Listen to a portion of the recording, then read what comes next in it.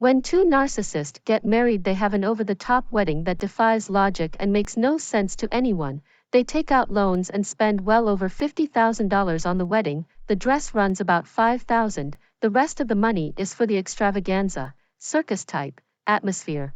Totally ridiculous and unnecessary, outrageous. We are gathered here today to unite Mark Machiavellian and Sandy Sicko in devious matrimony. Mr. Machiavellian, say your vows. Before I take my vows, I need to read a disclaimer. I, Mark Machiavellian, don't care 1 cent about this wedding. I'm just here so my friends and family can see how good I look in this suit, and I can be the center of attention. Plus, I've got my brother streaming this, live, for sole purpose of likes, clicks, and, hey everybody, make sure you subscribe to my channel. Fine print. I plan on leaving you in 2 months for Becky. Now let's do those vows. I, Mark Machiavellian, take you Sandy Sicko to pretend to be my wife. My plan is to isolate you from your family, force you to have a kid, leave because of the kid, and then tell everybody you only married me because you needed help with the kid that I never wanted. Not only will I act a fool on a daily basis, but I will make sure that I find fault with you every single day over anything I can find. Even if you open a bottle of beans with an electric bottle opener, I will make sure that you did it wrong so I can show you how to do it right. I'll insult you day in and day out, and if necessary beat you into submission to do what I want, when I want you to do it, and you have no say-so in the matter. If you try to voice your opinion or make any logical sense, I'll shut you down in a heartbeat, because that's not my world. My world is my world, and you're lucky to be standing here in it right now, but in 2 months hopefully Becky will be standing here instead of you. I'll insist on a joint account, so I can drain it, and spend the money on Becky. Then when you complain about the empty account, I'll blame it on you and say this is all your fault. Had you been the wife I really wanted, then I wouldn't have had to spend the money on Becky. I promise to go into rages unnecessarily in the middle of the night and wake you up just to get a reaction out of you. I'll also get drunk and gamble the car and house away, and then blame you for not stopping me. I promise to do these things, and swear to make your life miserable for my own personal joy. And because what you want does not matter, and compromise is not an option, till death do us part. And, I mean, that thing. Sandy Sicko, say your vows. I have a disclaimer before I start my vows. I, Sandy Sicko, care nothing about this wedding. I just wanted to look good in this $6,000 dress and wear these brand new $1,000 white satin shoes lined with white leather and blue soles on the bottom.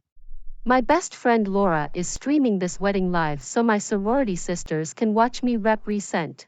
Hey girls. I don't really care anything about you. I just need a guy to compliment me until I get to know your friend, Mike, better. Then I'll run off with him after you run off with Becky. Fine print. This marriage is only valid until your money runs out, or you don't look good anymore, or if you wreck your Benz and can't afford a new one because I don't look good in a used Buick. Now for those silly meaningless vows.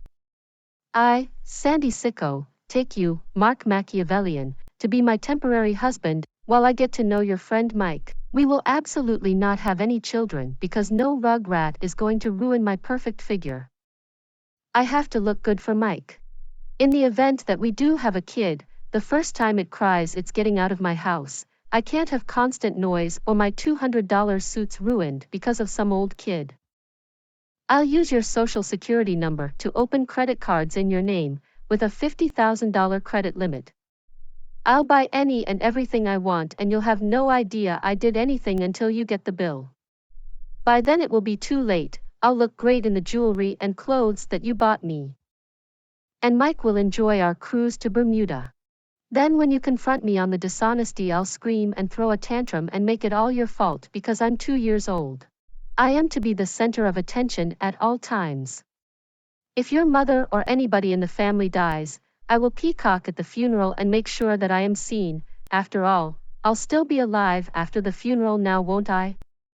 People need to see me and know who I am. I will run off with Mike with no regards to you, but if I catch you with Becky, I'll jam whammy the both of you. Nobody cheats on me. All that matters is that I win.